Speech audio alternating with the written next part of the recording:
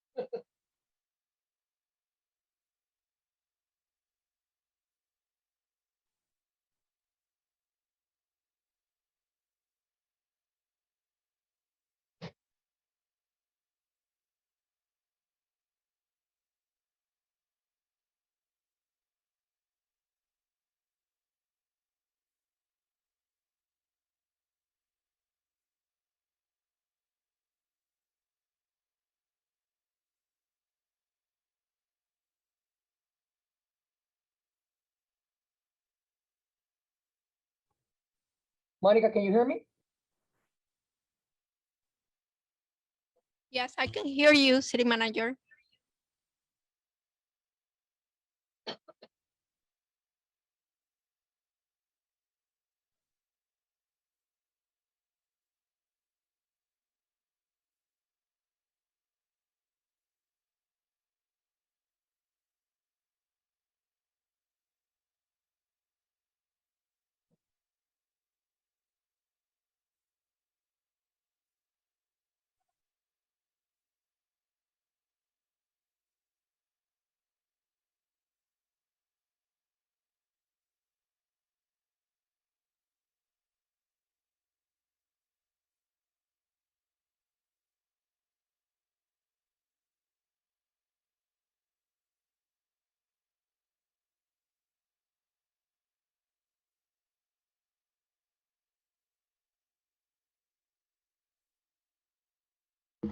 Happy birthday, Bill.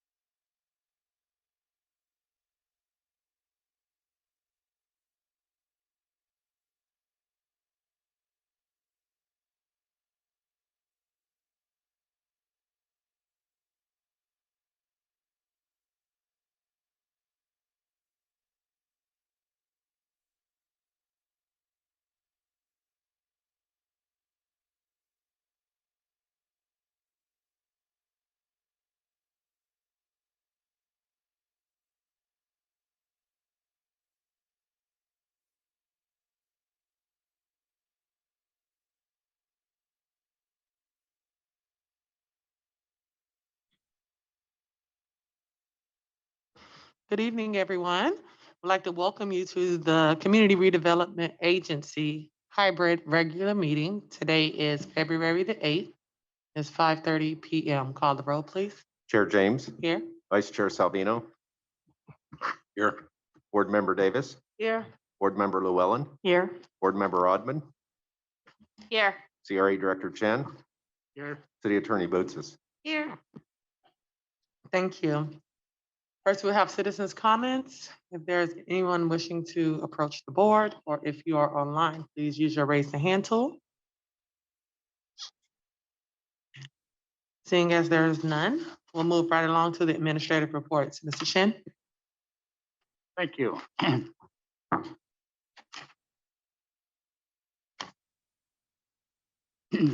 Just to bring you up to date on the Dania Beach Business Academy, we have worked out a second schedule, or excuse me, another schedule for the Passions to Profits program. This is done with FIU, Dr. Ford, SCORE, and NDC. And basically, it's the program for entrepreneurs, how to start a new business and finance it. This is now scheduled for May, and I don't have the dates on this. We finalized the dates after I wrote this, but it's have been handled on Wednesdays of May, starting with the first one. Dania After Dark, we're all posed to get that, have that event for February. That's coming up this weekend.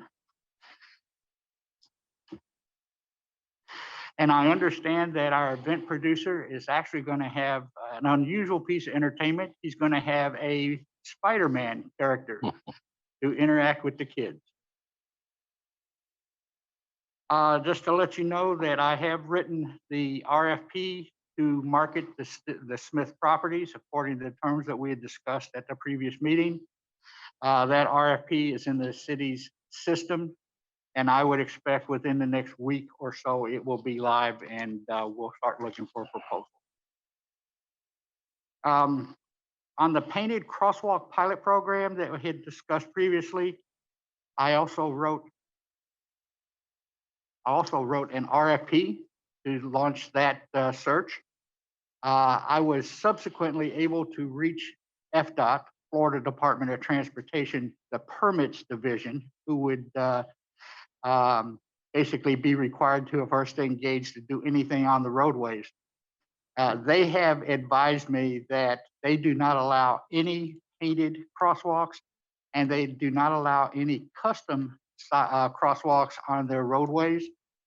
They consider it to be a traffic hazard and a hazard to people in the crosswalks, because not every car will recognize them for what they're supposed to be. So upon that news, I actually withdrew the RFP from the city process, so it will not be published.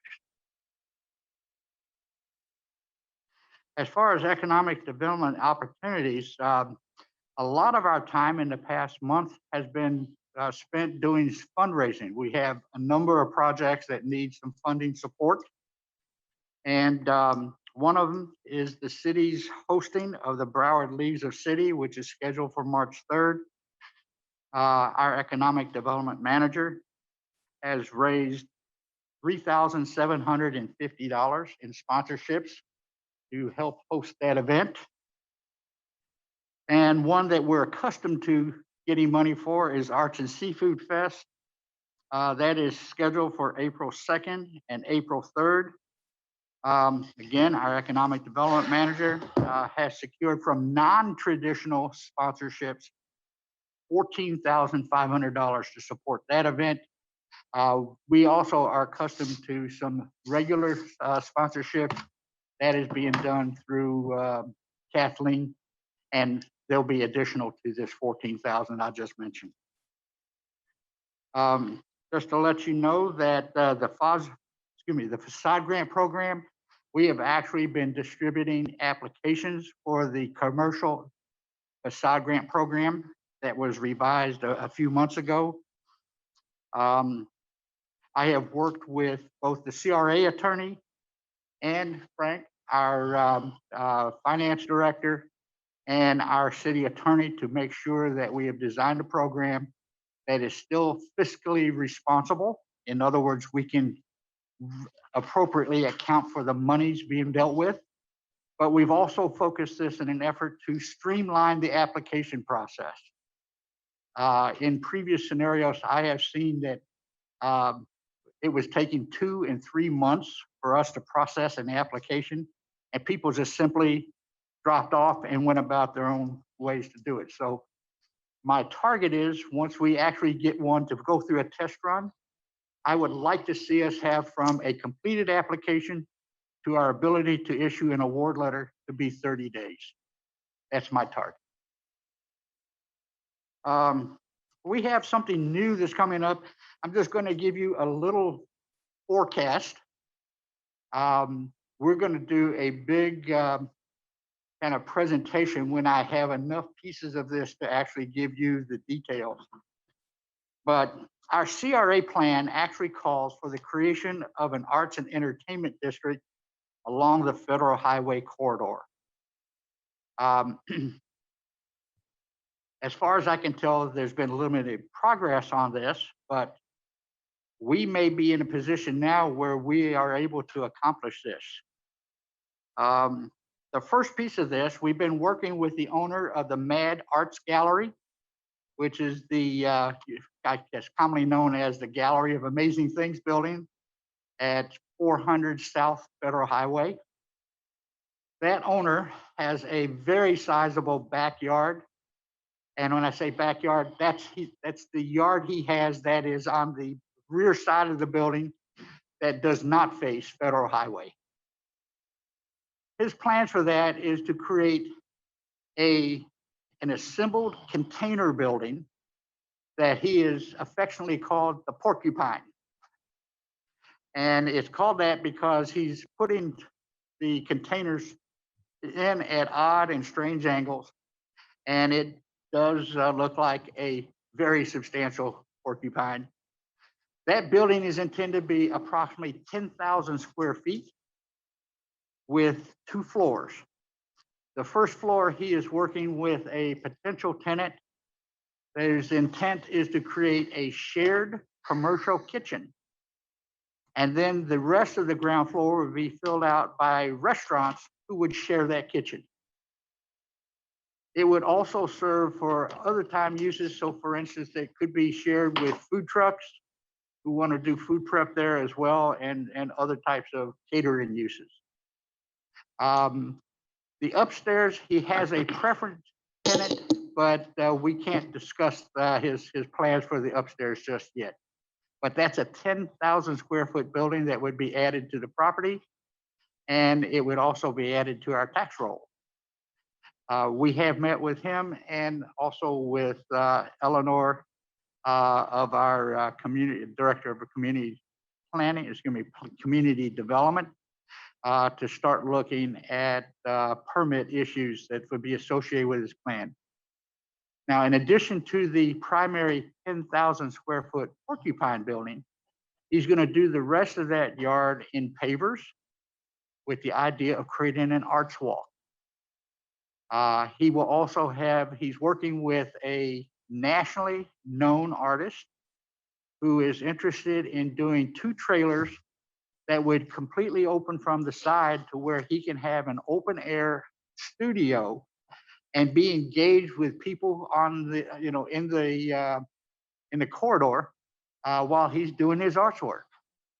And then he's looking at a quadplex, another quadplex assembly of containers that would be another freestanding restaurant. And finally, he's looking for an area to have some kind of an elevated arts and performance platform. That is an arts walk that looks like it has serious probabilities of moving forward. And I will work with them to see how we can assist to accelerate his decision to move forward. That's the south end of what could be our upcoming arts district. The north end, we've been working with the owner of the building at 110 Northwest 1st Street. That owner has taken basically a storage building, and he is converting it to event uses. He wants to have a coffee shop. He's looking for 2 of the bays to serve as the facilities needed for a barbecue restaurant. He's looking for he's got a high-end Israeli artist that would occupy one of the spaces. And when I say high-end, he's talking in the range of $30,000, $40,000 pieces. He's also doing is an Israeli photography gallery, again with very, very high-end photographs for sale. Some of them that I've seen are ranging $1,500, $2,000 for a photograph, and it is exquisite work. And he's also working on a high-quality print studio for photography as well there. And then he's talking about completely doing a canopy to completely cover his parking lot so that he can hold weekly events. And he wants to coordinate his work with Dania After Dark to where we can figure out some way for connection. That would be the north end of our arts district. I have a question. Has he spoken with community development yet? And I only ask this because there are a few people that are wishing to do weekly, daily, these types of events. And I met with one person in particular with community development. And although I really love the idea, it wasn't feasible. So, We actually met with the director of community development there last week. okay, So she's in on the conversation. The whole idea is just as you said, I want to make sure he's not designing something that's a fatal flaw. got it. The third piece of it is I'm working with FIU to put together a joint office / incubator office that we would look for space that would front along Federal Highway in roughly between Sterling Road and Northwest 3rd Street, somewhere in this corridor, something that would open both to Federal Highway side, but also something that would open to First Avenue.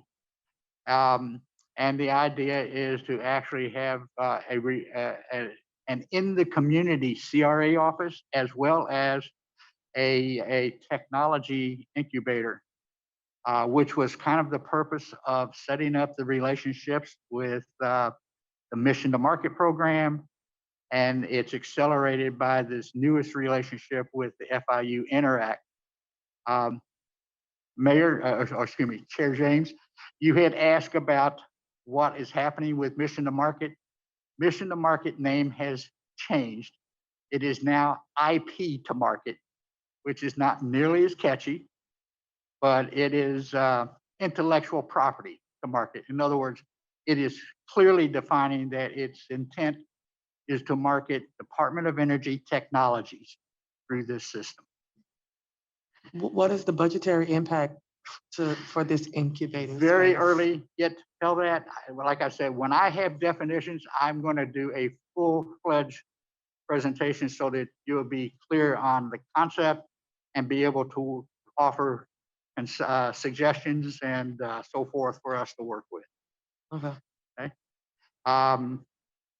The final piece of this is that our community development department has already started the design for a complete street project on West First Avenue. It runs from Sterling Road to Northwest 3rd Street. And that would be the back door of our CRA office incubator. And it would be the connector of the north and south ends of our arts and entertainment district. So that is something that we're working with. I feel that we have enough definition. I can introduce it to you. I do not have enough definition that I can give you details. But this is something that's coming up. The CRA owns a property that actually has a duplex built on it. It's described as surplus property. This is a property that originally seems to be, it was foreclosed on in 2008. And from what I can tell, it was probably boarded up at that time and has not been opened up since. The foreclosure at that time was Wells Fargo Bank, and over time and through the various procedures, it ended up to the city and then eventually to the CRA. I'm working on a concept here. Again, I don't have many details. This is a very complex situation. I think it's an ideal opportunity to offer a step up to someone who is a resident. And the idea, since it is a duplex, would be to let somebody come in, take it over as an occupant, owner occupant, and then lease out the back unit. Now, the thing that's making it complex is that there's a lot of repair that has to be done before it can be acquired. I've already had an engineering inspection done, so I know basically the type of things that have to be taken care of. I do have an interested party. It was an unsolicited, I'm going to say, proposal of interest of someone who would like to do this. The trick is going to be to put this property up to where it can be taken over by someone so that repairs can be done. But at this time, in the building's condition, there is no bank that will finance it. So I'm just telling you, it's something that's being worked on. The idea is to try to find a living and income opportunity for one of our residents. And again, with that, as I have details, I'll bring that to you. So if I'm following correctly, as I know exactly the property that you're speaking of, Yeah. we would no longer be the owner of this property? My concept would be to be able to sell it to someone with a caveat that they have to be an occupant of one of the units for at least X number of years. Okay, I know we've had some discussions, particularly on this property, and we've Mhm. kind of been split Okay. with this wanting to sell the property or wanting to do something different with the property. And I don't know all of the options. So I do know Okay. there's a significant amount of repairs that need to be done with that, and that's why the banks Yeah. won't finance it. But I would like to see, different options of what we could do with that property. I mean, there's certainly another option. We could simply put it out for sale as is and what it would do is it would attract a commercial buyer who would do the repairs, and then basically it becomes an income property to them. So again, I'm trying to find a way that it is something that is workable. It brings it back up to an inhabitable condition, and it can be framed in a context of actually assisting someone in our neighborhood. So that's what I'm trying to work on. We'll have to see if it can actually be put together in that way.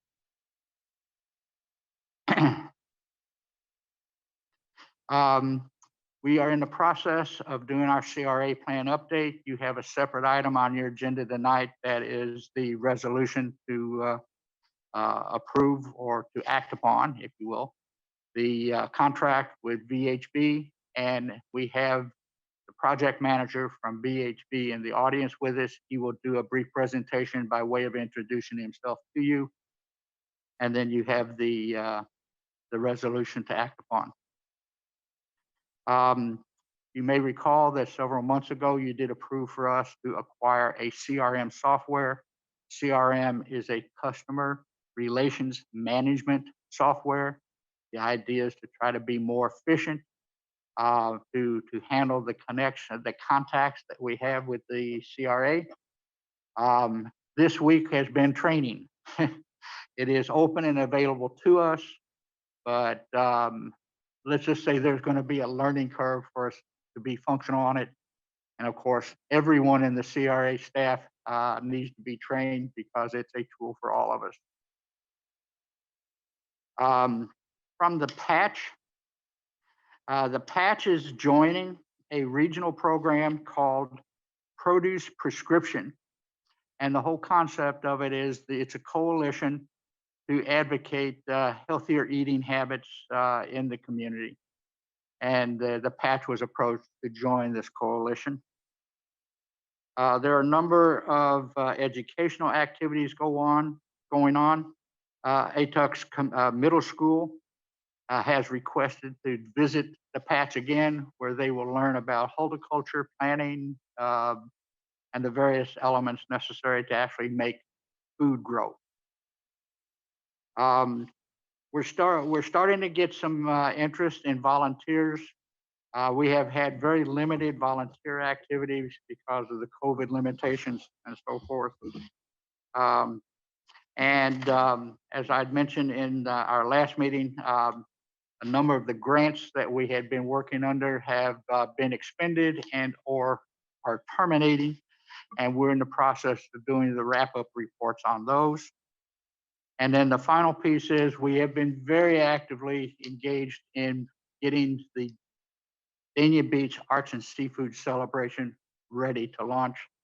Again, that is a 2-day Saturday and Sunday event in April. With that, that's my admin report. Thank you.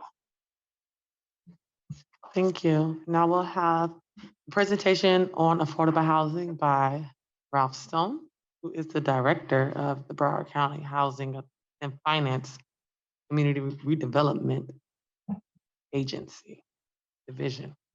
Or Good evening, Mayor, Commission members. good Glad to be here evening. this evening. We've got a quick PowerPoint presentation. I don't know if it can be pulled up. If it can, I have hard copies for you. I'll pause there. There we go. Okay, why don't we go to the next slide, please?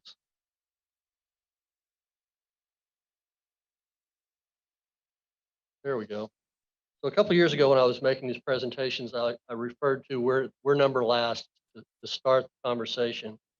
And back then, there was a whole host of data sets from a wide variety of sources nationally and statewide, everything from the Harvard Joint Center for Housing Studies, the National Low Income Housing Coalition, Housing Plus Transportation, and on and on. For example, Housing Plus Transportation should be about 45% of a family's income. In Broward County, and this is going back to 2018, it was up to 72, 75%.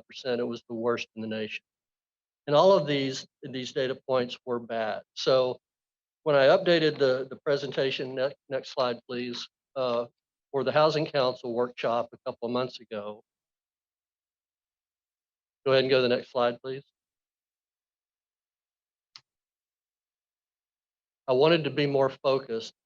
And even though this is 2018 data, this is from Dr. Murray at FIU's most recent countywide housing needs assessment, which, by the way, he's under contract to update this right now. He's just waiting for a data set to be released from the Census Bureau in March, and we'll have this plan totally updated before the board gets into budget conversations in early summer. But three things I now point to, rather than going over the whole list of problem areas. One is in terms of home ownership. And this is going back to 2018, mind you, when the median home price was $355,000. Only 12.7% of every household in the county can afford it. Now it's up to $500,000, and I can guarantee you, and Dr. Murray concurs, that less than 10% of all of the households in Broward County can afford the median price home. That's kind of perspective from a home ownership challenge. In terms of rental, about over half of all of the employees in Broward County make less than 60% of the area median income. That's 20% below the low income level, adjusted for family size. Broward County is dead last of every county in the state, all 67 counties, in the number of affordable and available units for that clientele. And in fact, there are less than 25 affordable and available rental units for families at 60%, for every 100 families at 60% of area median income. So for over half of our families that are employed in the county, over 54%, there's only 25 available units for every 100 of those families. So we're in bad shape in terms of rental situations also. all of the things you hear about cost burden households that spend more than 30% of their income on housing, or severely cost burden that spend over 50% of their income on housing. We're still in the worst metro area in the nation, and we're the worst county in the 3-county metro area. Next slide, please. So affordable housing, I say, is a real estate deal with a subsidy. If that wasn't the case, the private sector would take care of this problem, and I wouldn't be standing here talking to you tonight. That in fact is the case. So we need resources. The 3 major resources are the 3 major grant funds that all of the entitlement cities receive: 2 from the feds, 1 from the state. Y'all are familiar with these. The unique thing about Broward County is there are 16 entitlement cities, which is a city over 50,000 or the county. There's maybe 2 or 3 counties like that in the United States, like Orange County, California, us, and the counties around Boston. So the bucket gets split up pretty severely. But back in 2008, when we had the maximum amount of funding from the Sadowski Fund from the state before they started sweeping it, and before the federal grants were cut severely, county-wide, there was about $38 million available for the county and those 15 cities. In 2010, the state swept the entire Sadowski Fund. There were $0 available, and the home and the block grant funds at the federal level were cut by 30 and 40%. You can see that they've never recovered. In 2008, there was 38 million countywide. In 2019, just short of 12 million. So as the landscape has gotten more difficult to provide affordable housing, the resources to make it happen have become more difficult to come by. Next slide, please. So in speaking of the Sadowski Fund, and I'm sure y'all all have heard the drumbeat of the legislature sweeping the Sadowski funds for over a decade. This past year, new legislation was passed that stopped the sweeps and guaranteed that the Sadowski funding would be, by state law, part of the building of the budget. Unfortunately, what they did was take half of the funding, allocate it toward other programs, and then left half of the funding to be dedicated for affordable housing. So you can see prior to this year, there was over 423 million available statewide. It's been cut in half this past year to 209 million. Again, less resources for a bigger problem. Next slide, please. So several years ago, the Board of County Commissioners recognized that challenge with affordable housing, and historically the board had not dedicated general fund dollars for affordable housing. So starting in 2018, they dedicated $5 million, then $5 million, then 10, and then $5 million again.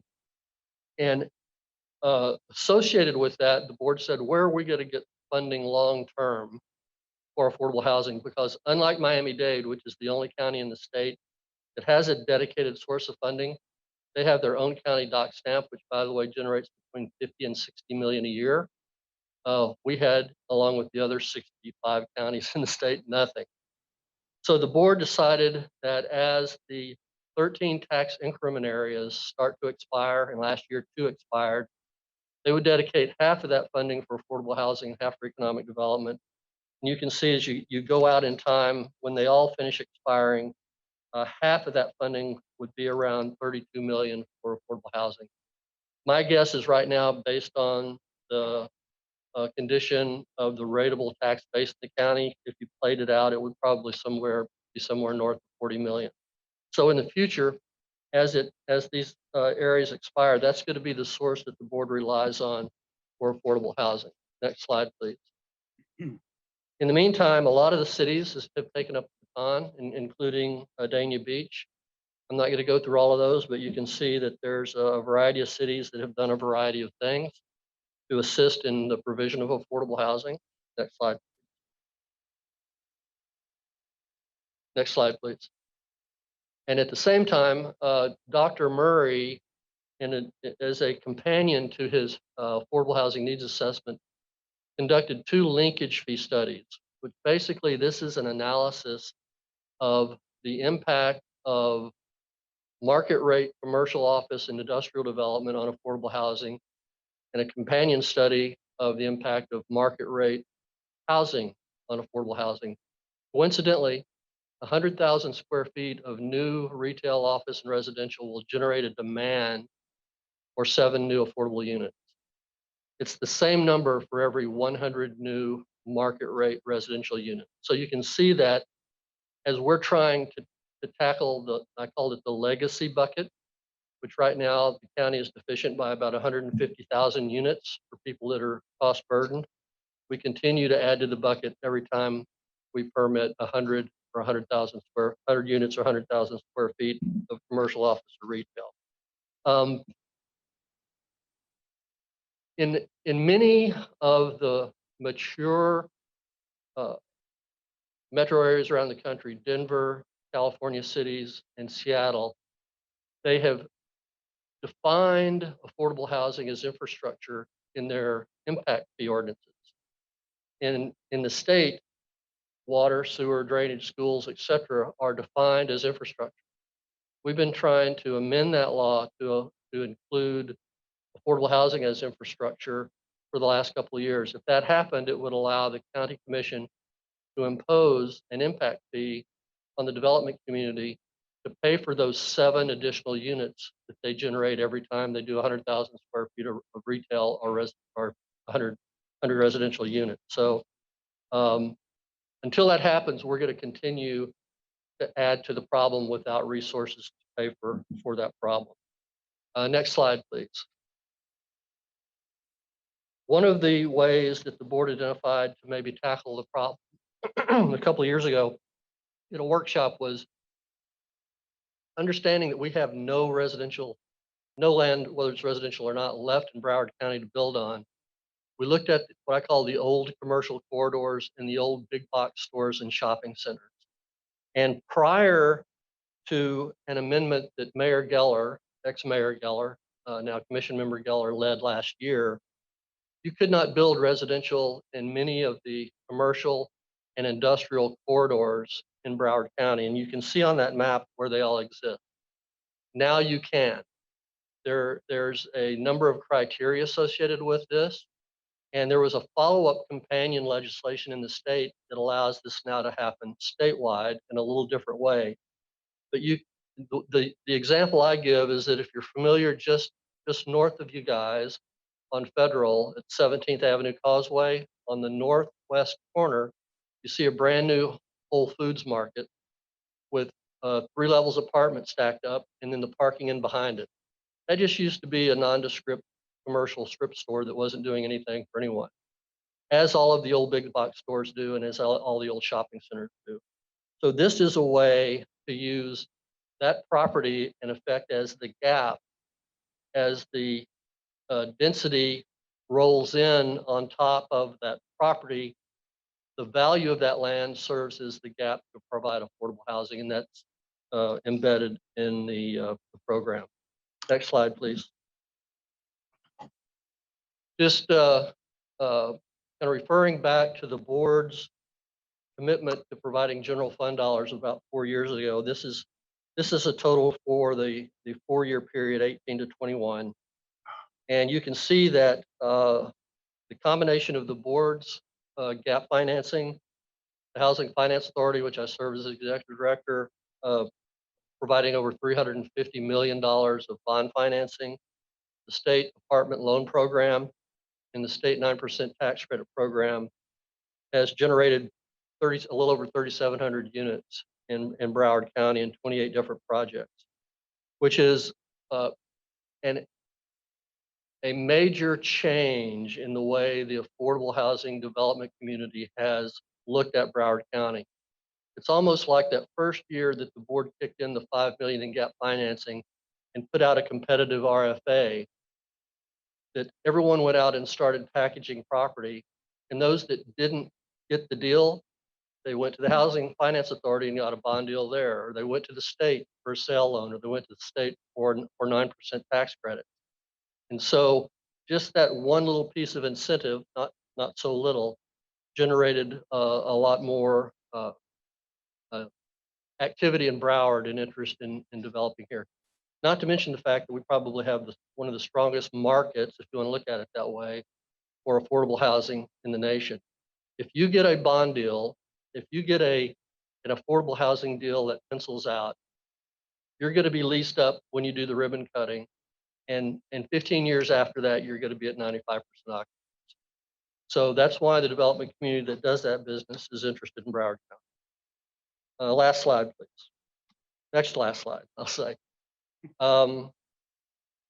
Following up on the financing that the board provided from general fund, we decided, or the board decided, to allocate additional federal funding this year, up to 40 million in gap financing from the American Rescue Plan, another 13 million in the home grant from the American Rescue Plan, and then another 15 million in general funding gap financing. We think the combination of those will bring over 1,500 units to the county, and probably somewhere in the neighborhood of 10 to 12 new projects this calendar year, this fiscal year. And in fact, the 3 requests for proposals were issued on that 40 million in November, and 12 projects were submitted, and the board's going to be making decisions on those projects on February 22nd. Last slide, please, and this is the final slide. I just wanted to touch base real quickly that it's not all about big multifamily deals. We do a lot of single-family funding, mainly with the 3 grant sources that I mentioned previously: purchase assistance, minor home repair, and new infill construction. And I just checked what we had done here in Dania over the last few years.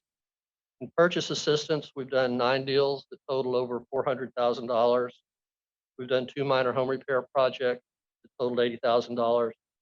And in the community development block grant, which allows you to do capital projects in addition to home repair, we've done 5 different capital projects total $1 million. Solar lighting in the Oasis neighborhoods. I'm sure y'all are familiar with that.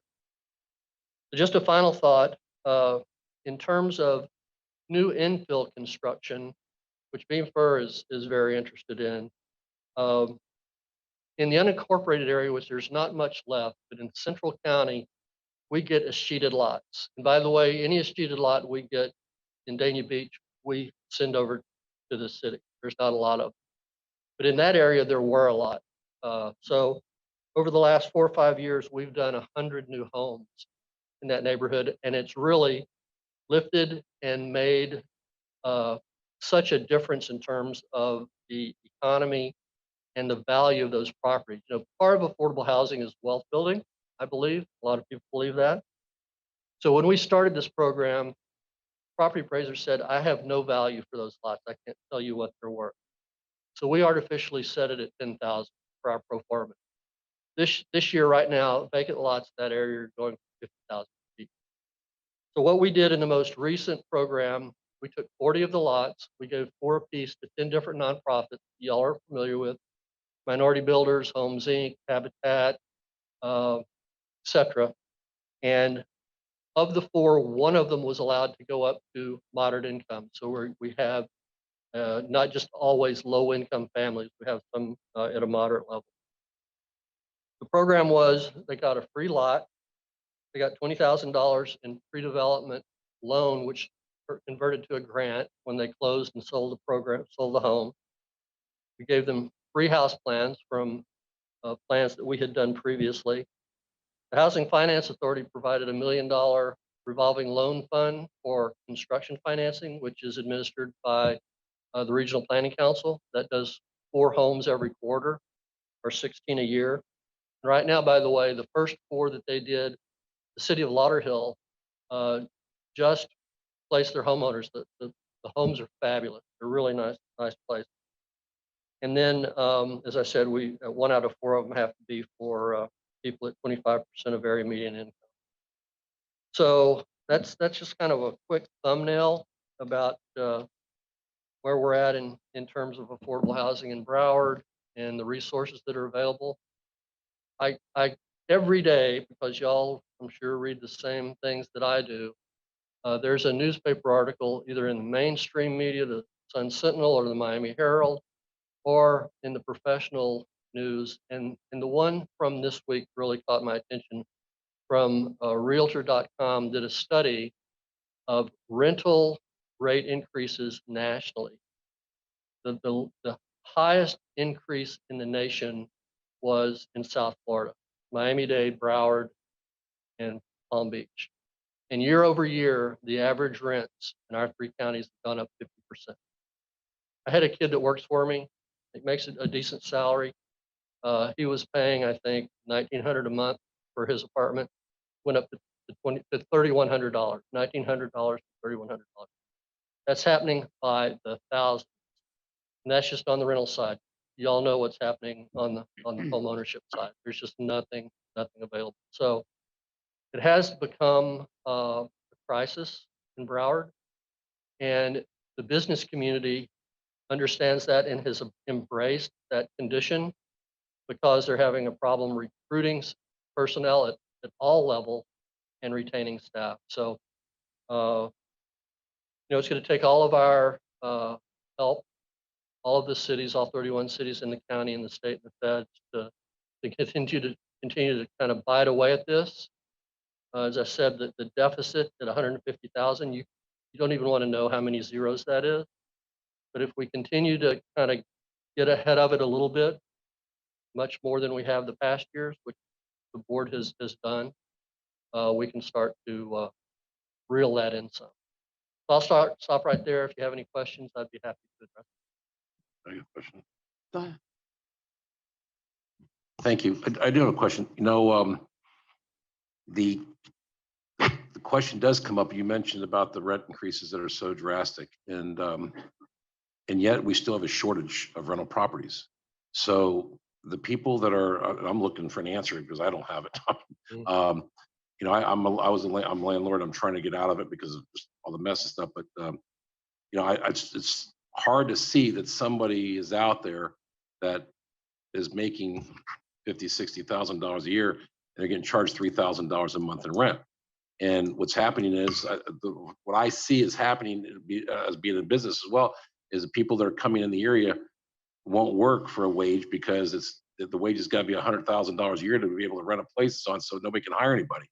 The question I have is, where is this money coming from, and where are these people coming from that have the money that are filling these apartments up and are able to pay that, and why is it happening in Dade, Broward, and Palm Beach mostly? Sure. What I can share with you is what I've been told from people in the industry on the real estate side and the economic development side, and that is as a result of a number of things, including COVID, including the modifications that were made in the tax code a few years ago. These are people with money that are moving from metro areas that are much more expensive than even we are down here. Plus we have sunshine, always the sunshine and the beach thing. And they're coming down here with cash in their pocket and they're making cash offers that are multiple thousands of dollars over asking price. I hear that every single day. And the lady in my office that does the purchase assistance, we're down to basically working with condos. We hardly ever finance a single family home anymore because no one can touch it. Even with the $40,000 to $60,000 purchase assistance gift, so to speak, Yep.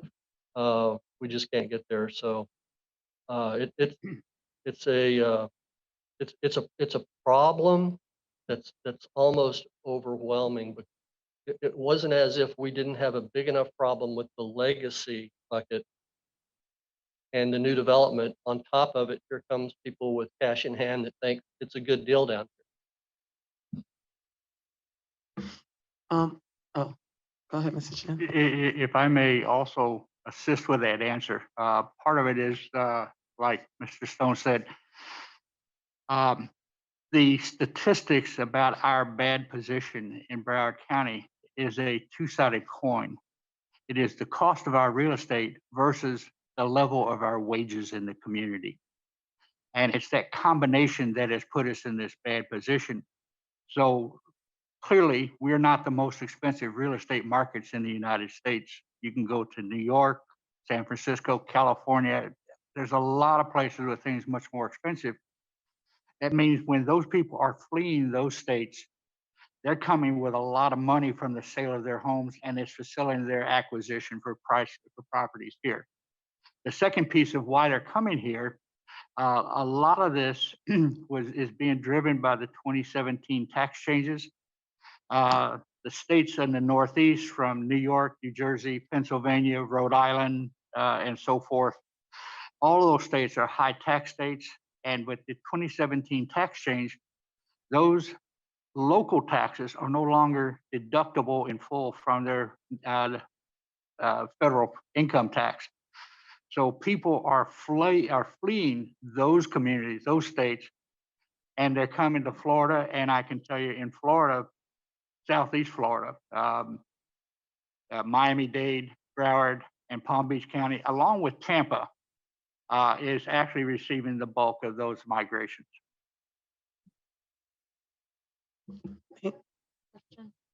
Go ahead.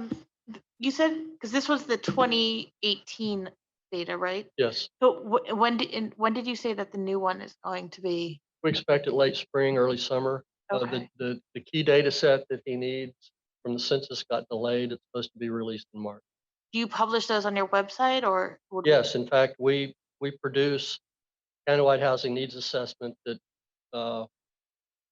I know Michael has a copy of the 2018 one that covers the whole county, but then we go, Dr. Murray does each individual city profile. So he'll be able to tell you of the number of housing units you have in your population based on wages, how many are cost burden, how many are severely cost burden by owner and by rent. Okay, thank you. Yeah. Thank you, Mr. Stone, for that. Can you tell us how many affordable housing units that we lack here in Dania Beach? Yes, I looked at it just before I came.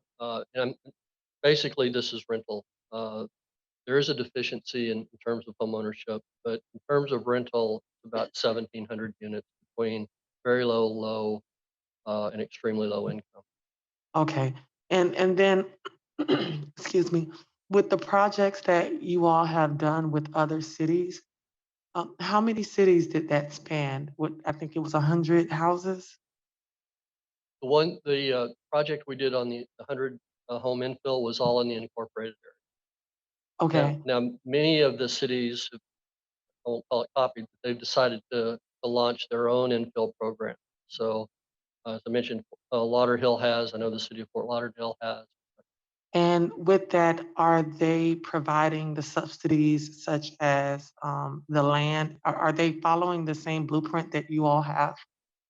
There are little twists in all of them, but pretty much it's the same formula. Yes, ma'am. Okay, as I know, we've had a kind of debate up here about should we or should we not, or what's the value of the land, and is it, you know, a best practice or a normal practice for cities to be able to give that land as a subsidy to be able to provide those affordable homes? And then I know, you know, with the slide, I took a screenshot of it. You were saying that you also gave free plans and other subsidies to the developers. So you gave both subsidies to the homeowner, the potential homeowner, and the developer, correct? That's correct. Do you know how much it was per home, like a dollar value? Well, if you totaled it up and you included the lot, the time we were giving it to them, which was about 20,000, and 20,000 for the lot, 20,000 for pre-development, and then a guarantee of purchase assistance of between 40 and 60,000. 40 to 60,000.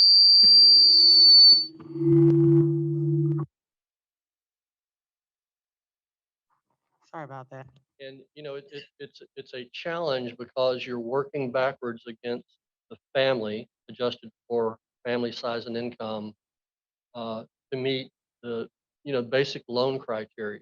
You know, your front end debt, your rear end debt, and allow the nonprofit to make a little bit of a profit off a construction price. So it's a dance to get these people in. And we just met this week on with construction pricing and values the way they're going, we feel like we're going to have to up the level of purchase assistance, or we're not going to be assisting anybody. So for 80% AMI, the maximum potential that a homeowner could receive in assistance just from Broward County is up to $60,000 per home. For that particular program, if they were coming to us just to purchase a home, it would be limited to 60,000. Limited to 60,000 cap? Okay, and I guess my last question would be, how often do you, we can use the ARPA monies and funding for this program if we decided to, we're kind of in a stalemate or a standstill with a few lots that we have because it is so expensive to be able to, we have the challenge to be able to be responsible and to help even those 5 lots knock down a little bit of a deficit that we have, which we are in crisis mode, as you said, even with the Tri-County area.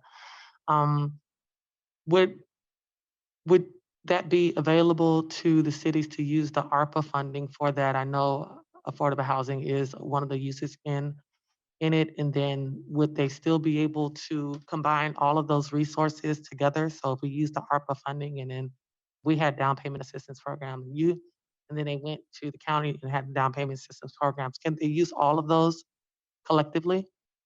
The American Rescue Plan funding does allow affordable housing as a strategy. Could you come a little closer? Sure, it does allow affordable housing as a strategy, and of course, the other sources do also. In talking with our county attorney, there's some challenge when you start to mix general fund dollars with the federal dollars, particularly with this program, because there are spending horizons and there are hooks into the criteria with the American Rescue Plan funding that you have to pay really close attention to, or the feds will come back and claw back the money if you don't meet those challenges. So we've tried to keep them separate. And I'm just paraphrasing conversations that we've had. Sure. So for clarification, if we use the ARPA funding, then the homeowners wouldn't be able to use the assistance funding from the county? No, I'm not saying that precludes it. I'm just saying it makes it a little trickier to structure. Okay, but is it possible? Yes. Okay. Okay. Anyone else have any questions? No? Oh my, Go ahead. okay. Mr. Stone, do you have any way of knowing, or do you have any records anywhere that can, Hold on one second. yeah. I don't know what it is.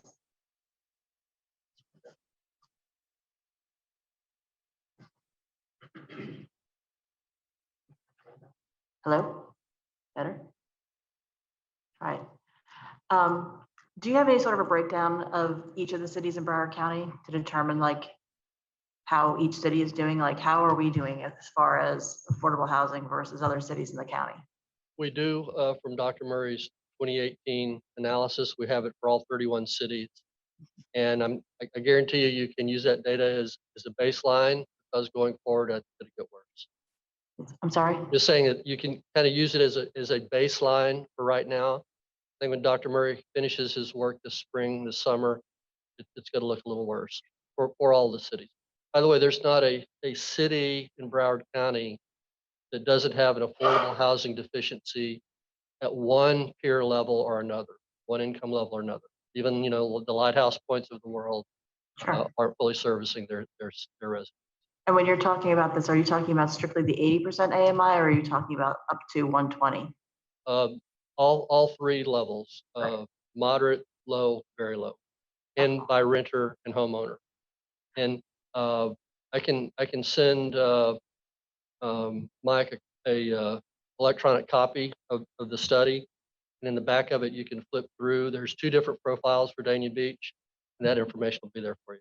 Okay. Do you have anything on workforce housing, by the way? Well, no, not really. In terms of we distinguish moderate income at 120 and workforce at 140. And we have so much demand for, low and historically, let me wander off for a second. Up until this past year, the market for moderate and workforce income rents was in balance. So people that were making those incomes could find a unit in the market. This year has blown that away. So now we have a challenge with the moderate and probably the middle income at 140 and above also.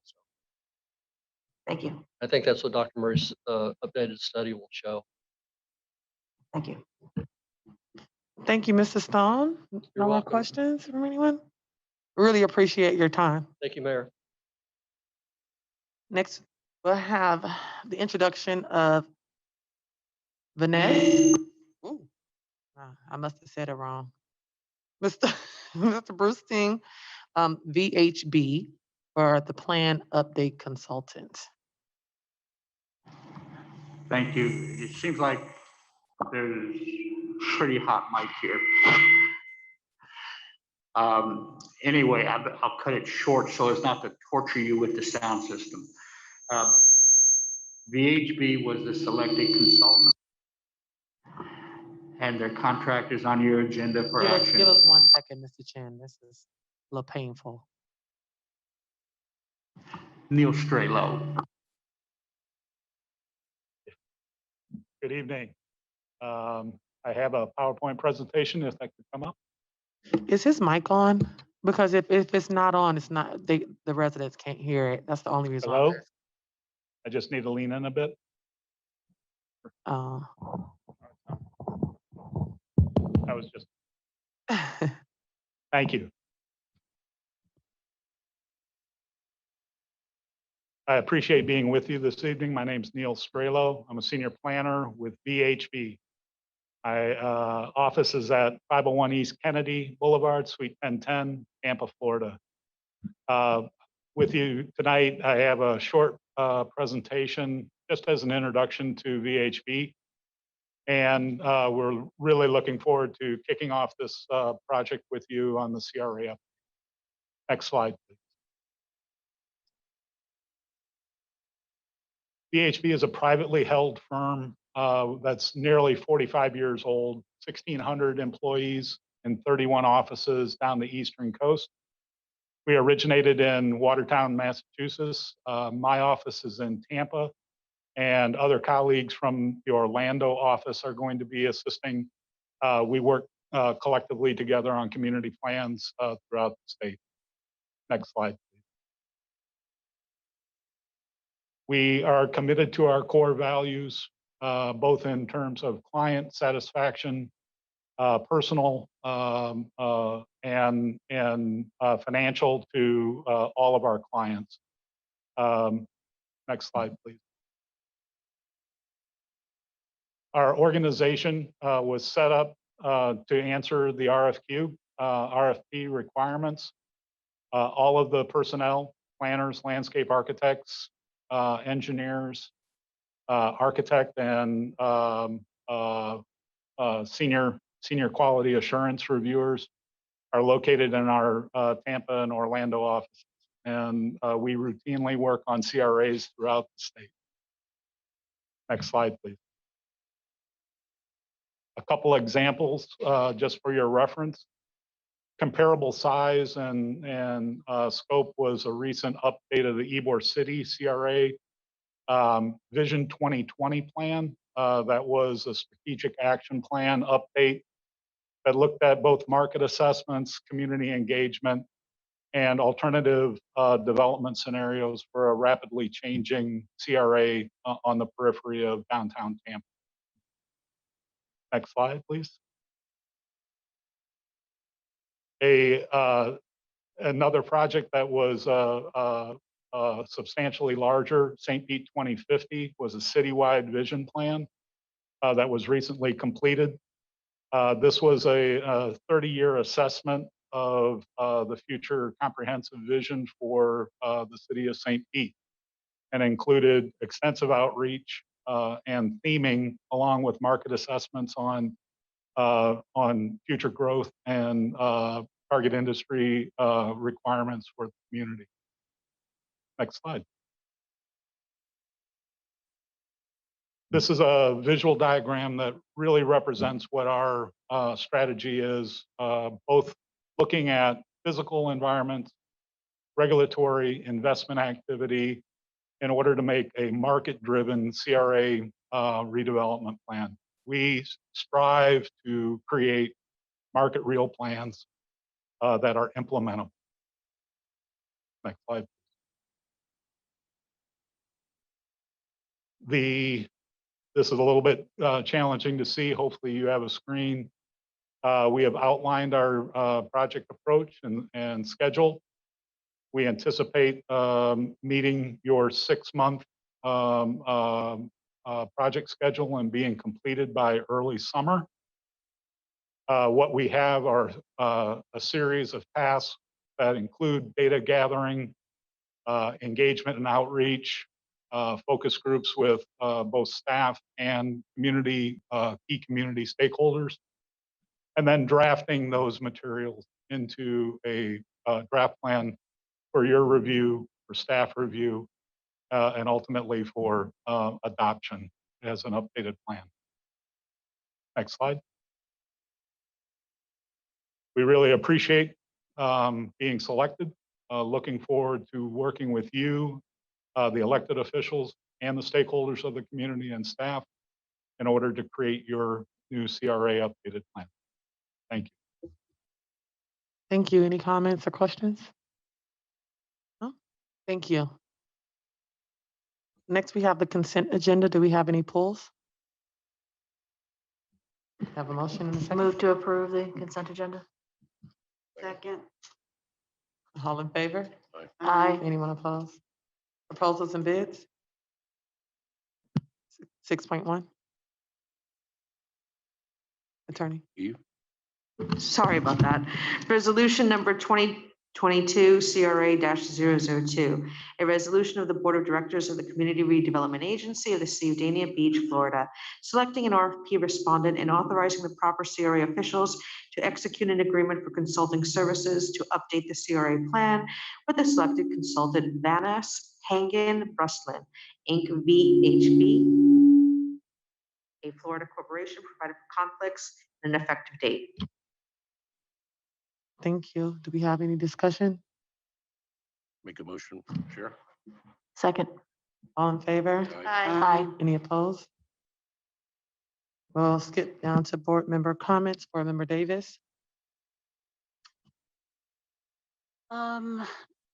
I'll just keep it brief and just say that I'm excited about the Dania After Dark that's coming up. We're going to talk about that a little bit more in the commission, but I'm excited to hear about the fundraising from our development manager and all the exciting things that we have going on. So I want to thank Director Chen and everybody who's on the team to make our events come back after the pandemic. Thank you. Board Member Llewellyn. I'm going to defer my comments until the city commission meeting. Thanks. Board Member Ottman. No comments tonight, thank you. Vice Chair. Yes, I have a question or maybe a possible comment. Going over the presentation tonight at 4.1 with Mr. Stone, I have a request if it's reasonable to ask. He brought up a couple great points about the housing and the affordable housing and the AMIs and stuff and so on.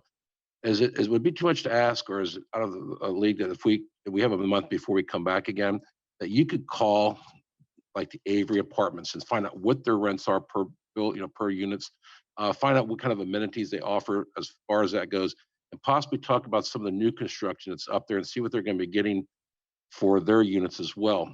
I think that it's a two-part situation, because once we find that out and we know what's out there, and then we hear that we're 1,600 units short, maybe he said 1,600 units short, and then with the new units that are coming out, obviously when you come back with those numbers, they're probably not going to be what they call affordable housing. And with that being said, I don't know if we're ever going to build affordable housing, since he's telling us that everybody's moving down here without some kind of a program. So, I would just like to hear it. I think are you all interested in hearing that at all? And it kind of give us an idea where this city and direction we're going into with our rents, what we have to offer, maybe even ask around, like if there's any duplexes or single family housing for rent, just to get an idea of what's happening. I think, we don't have to do a major presentation. I mean, just give us a sheet so we can review it. And at least we all have an idea what's going on. Is that okay? That's fine. Thank you. That's all I have to say. No comments from me tonight. And with that, the meeting is adjourned.